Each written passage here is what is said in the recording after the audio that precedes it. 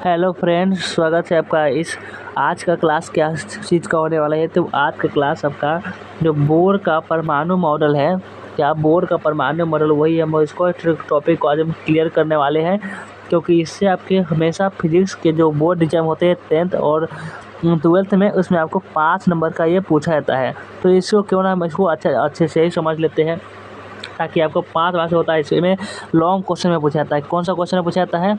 इसमें आपको पूछा जाता है लॉन्ग क्वेश्चन में ये पूछे जाते हैं। लॉन्ग क्वेश्चन में पूछे जाएंगे, तो इसको क्या करें, इसको हम अच्छे से समझ लीजिए ताकि आपको ये आसानी रहे आपको बनाने में। लॉन्ग क्वेश्चन में पूछे जाएंगे, तो इसीलिए आपको बनाना बहुत बेहतरीन ज़रूरी हो जाता है। तो चलिए हम क्या क्या इसमें देखने वाले हैं।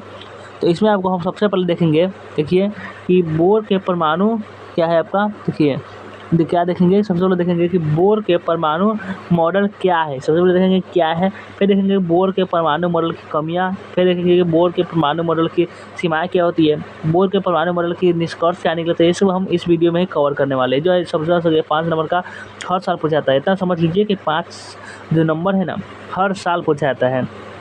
तो हर साल पूछा जाता है, इसलिए आप क्यों ना इसको बहुत इंपॉर्टेंट है। 5 नंबर आपको बोर्ड में एक नंबर से बहुत चौपर बनने से पीछे हट जाते हैं। तो 5 नंबर हम क्यों छोड़े, 5 नंबर अच्छे से हम इसको आज क्लियर कर लेते हैं।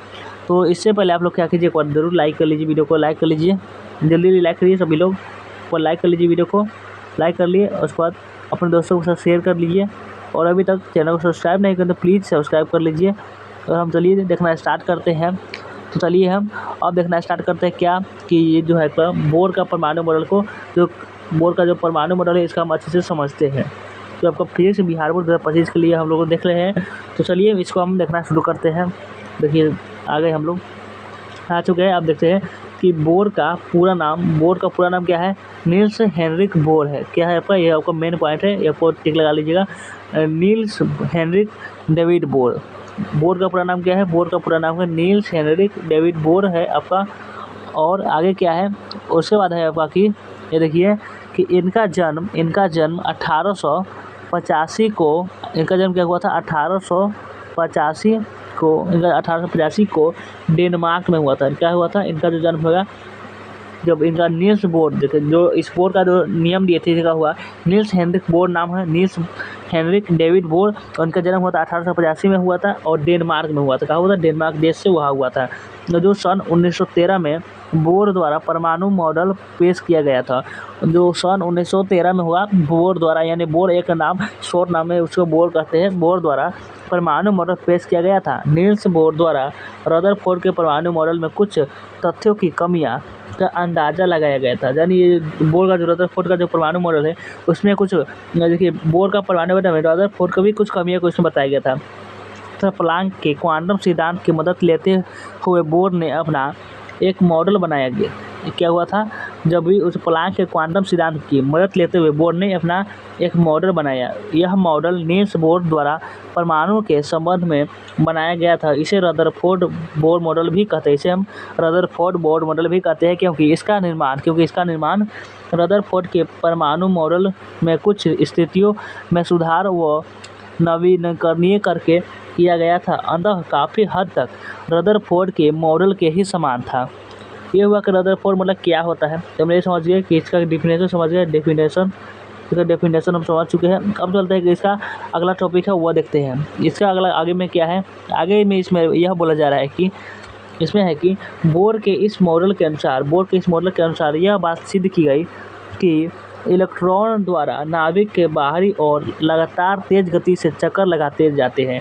यानी बोर के इस मॉडल के अनुसार यह बात तो सिद्ध हो गई थी कि इलेक्ट्रॉन द्वारा नाभिक के बाहरी और लगातार तेज गति से चक्कर लगाते रहते हैं। देखिए आपको ये गोला हुआ है, ऐसे चक्कर होता है, ये यहाँ पे चक्कर एकदम चक्कर लगाते रहते हैं, यहाँ पे चक्कर लगाते रहते हैं। देखिए चलिए हम आपको समझाते हैं। देखिए यहाँ पे ये गोला हो गया, और यहाँ पे देखिए ये ऊपर से है, तो यहाँ पे जो कण होगा ना, इस पर इसमें कण है, चक्कर लगाते रहते हैं। यहाँ पे चक्कर लगाते रहते हैं, ये को इसमें बताया जा रहा है। तो चक्कर लगाते रहते हैं, और उसके बाद इसमें है चक्कर लगाने के बाद क्या करते हैं, चलिए वो देखते हैं। और इसके आगे है आपका कि आगे में क्या लिखा हुआ है। आगे में आपका लिखा हुआ है कि देखिए तेज गति चक्कर लगाते रहते हैं। इसके लिए इलेक्ट्रॉन को ऊर्जा या बल की ज़रूरत पड़ती है। चक्कर लगाने के लिए क्या करती है, इसके लिए ऊर्जा और बल की ज़रूरत पड़ती है। इसे अपकेंद्रीय बल भी कहा जाता है। जब विद्युत के ऋण आवेश मुक्त इलेक्ट्रॉन का नाभिक के चक्कर लगाने से इसमें मौजूद धन आवेश वाले प्रोटॉन के कारण इनके मध्य आकर्षण बल उत्पन्न होता है। यह आकर्षण बल ही इलेक्ट्रॉन को अपकेंद्रीय बल देने में मदद करता है। इसके कारण ही इन गति करने की ऊर्जा बनी रहती है। अतः बोर के परमाणु मॉडल के परिणाम स्वरूप यह बात स्पष्ट होती है कि इलेक्ट्रॉन को अपकेंद्रीय बल नाभिक में स्थित प्रोटॉन व होने से प्राप्त। देखिए सबसे ज़्यादा इसको मेहनत इसको टाइप करने में लगी, क्योंकि इसको एक जगह इसको अपने भाषा में लिखना बहुत ही मुश्किल हो जाता है। इसलिए तो इसको आप अच्छे से समझते चलिए। तो ये समझ गए। अब चलिए अगला क्या है, अगला समझते हैं। अगला आपका है, देखिए अगला आपका इस प्रकार है कि बोर ने अपने मॉडल में इस बात को भी सिद्ध किया है कि परमाणु के भीतर मौजूद नाभिक के बाहुभाग में अलग अलग स्तर यानी कक्षा या कक्ष सृजित हुए होते हैं, जिनमें इलेक्ट्रॉन वृत्ताकार गति करते रहते हैं। इन अलग अलग स्तरों पर ऊर्जा का स्तर भी भिन्न होता है, अर्थात जो स्तर या कक्ष नाभिक से ज़्यादा पास होगा उसमें उतनी ही कम ऊर्जा होगी। जैसे जैसे इन कक्षों की स्थिति नाभिक से दूर होती जाती है, वैसे वैसे इनमें ऊर्जा का भी स्तर जैसे जैसे नाभिक के दूर होते जाते हैं वैसे इसमें ऊर्जा भी बढ़ता जाता है। परमाणु में किसी कारण से यदि ऊर्जा में बदलाव होता है तो इलेक्ट्रॉन द्वारा भी कक्षों या ऊर्जा स्तरों में बदलाव होने लगता है। यदि आपको क्या इसमें क्या था, पहले के परमाणु में किसी कारण से यदि ऊर्जा में बदलाव होता है, यदि ऊर्जा में बदलाव होगा तो इलेक्ट्रॉन द्वारा कक्षा या ऊर्जा में भी बदलाव होता है। जब परमाणु के भीतर इलेक्ट्रॉन अपने एक ही कक्षा में अस्थायी रूप से गतिमान रहता है तो इसे आध अवस्था कहते हैं। क्या कहते हैं, आध अवस्था कहते हैं, एक ही रूप से गतिमान होगा। तो अब चलते हैं कि अगला पैराग्राफ में क्या है। अब देखते हैं कि जब ऊर्जा स्तर में बदलाव के कारण इलेक्ट्रॉन एक कक्ष जब भी ऊर्जा स्तर में बदलाव के कारण इलेक्ट्रॉन कक्ष को त्याग कर दूसरे कक्ष में पहुंच जाता है तो इसे इलेक्ट्रॉन की उत्तेजित अवस्था कहा जाता है। तो इसे कहता है कि इलेक्ट्रॉन जो है वो उत्तेजित हो गया, उत्तेजित अवस्था कहा जाता है। इलेक्ट्रॉन के द्वारा गति करते वक्त इन कक्षों के कारण ऊर्जा का निर्धारण होता है, जिससे इलेक्ट्रॉन में तीव्रता पैदा होती है। इलेक्ट्रॉन में तीव्रता यानी बहुत तेज गति से तीव्रता करने की तीव्रता पैदा होती है। इसी वजह से विकिरण को उत्सर्जित नहीं कर पाते हैं। इस बिंदु ने रदरफोर्ड के मॉडल की कमी को दूर कर दिया था। ये जो आपका लिखा नियम है, इस कहता था जो रदरफोर्ड मॉडल की कमी है था उनको दूर कर दिया, क्योंकि यह बात सिद्ध हुई कि विकिरण का उत्सर्जन न होने के कारण इलेक्ट्रॉन नाभिक के भीतर नहीं गिर सकते। यह बात सिद्ध हो गई। क्या बात सिद्ध हुई थी कि क्योंकि यह बात सिद्ध हुई थी कि विकिरण का उत्सर्जन होने के कारण जब इसका विकिरण का उत्सर्जन हो रहा है तो इलेक्ट्रॉन नाभिक के भीतर नहीं गिर सकते, इसलिए आपको बात सिद्ध हो गई थी। अब चलते हैं कि आपका अगला पैराग्राफ में देखते हैं कि इसका कमियां क्या है। रदरफोर्ड मॉडल की जो आपका कमियां हैं वो कमियों को हम देखते हैं। कमियों को चलिए देखते हैं हम लोग। कमियां इसमें क्या है, कमियां में आपको क्या लिखा हुआ है।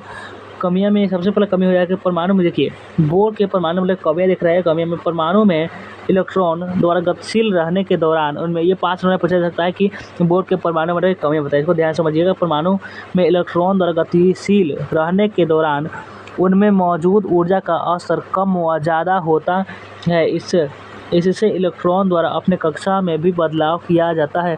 इस कारण स्पेक्ट्रम रेखाओं का सृजन होता है। इस प्रकार स्पेक्ट्रम रेखाओं का सृजन होता है। चुंबकीय प्रभाव वाले क्षेत्र में इन स्पेक्ट्रम रेखाओं में विभाजित होता है। इससे पड़ने वाला प्रभाव जीमान प्रभाव कहलाता है। जो चुंबकीय प्रभाव वाले क्षेत्र में इन स्पेक्ट्रम रेखाओं में विभाजित होता है और इससे पड़ने वाले प्रभाव जो होते हैं जीवन प्रभाव कहलाते हैं। और 3 में है कि विद्युत प्रभावी क्षेत्र में स्पेक्ट्रम रेखाओं में विभाजन होने की क्रिया से पड़ने वाले प्रभाव को स्ट्रोक प्रभाव कहते हैं। ऐसा आपका 3 में।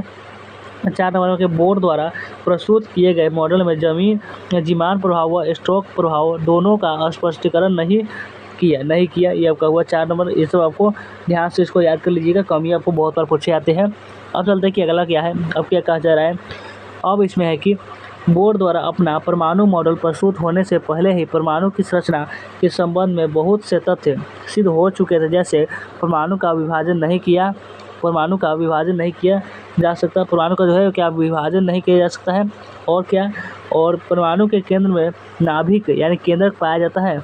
वह परमाणु कई छोटे छोटे कणों से मिलकर बनता है। इनमें से कुछ धनावेशित, ऋणावेशित व उदासीन प्रकृति के होते हैं और बोर द्वारा रदरफोर्ड के मॉडल को उच्च स्तर पर ले जाकर उसमें नई खोजों के तथ्यों को जोड़ा गया। वो परमाणु संरचना संबंधी कुछ नियमों से ज्ञात करवाया गया। कुछ कमियों के अलावा बोर का मॉडल भी काफ़ी सफल रहा। तो ये आपका हुआ बोर का परमाणु मॉडल। तो आप अच्छे से समझ चुके होंगे। तो हम चलिए वीडियो को आप ऐड करते हैं और मिलते हैं फिर किसी नेक्स्ट वीडियो में। पसंद आया होगा तो प्लीज़ एक लाइक ज़रूर कर दीजिएगा।